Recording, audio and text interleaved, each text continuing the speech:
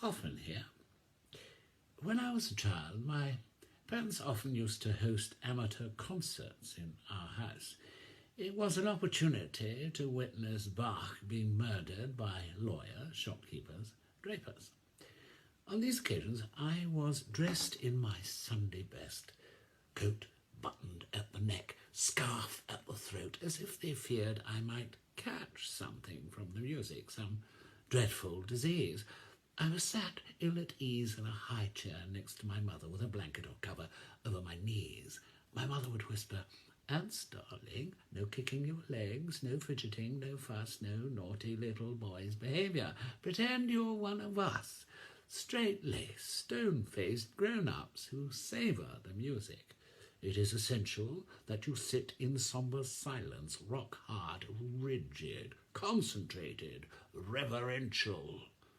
Oh, I could not have endured it, had it not been for the comical expressions and eccentric behaviour of some of the players.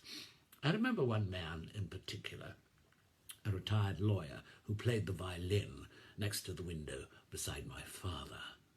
I called him Plum, because he looked like one. He had a long, thin neck and a broad, large bum. He was dressed like a plum too. By that I mean that was the hue of his coat, and a big purple button hanging by a thread. His face florid, and on his head a horrid grey wig, powdered lightly with a pouch at the back, all straggly, unsightly. There was an indescribable comic earnestness about everything he did.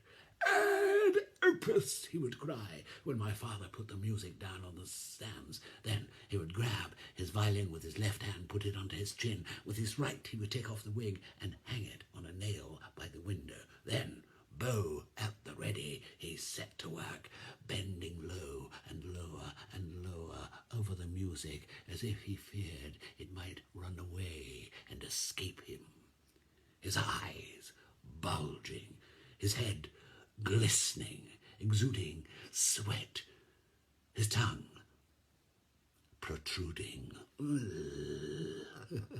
He obviously wasn't listening, because sometimes he would reach the end before the other players, whereupon he would look slightly startled and glare at them as if it was their fault.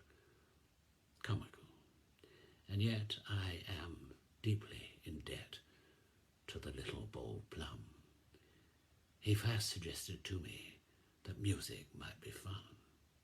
An intimation came to Ernst, that earnest little boy, that the serious business of art might contain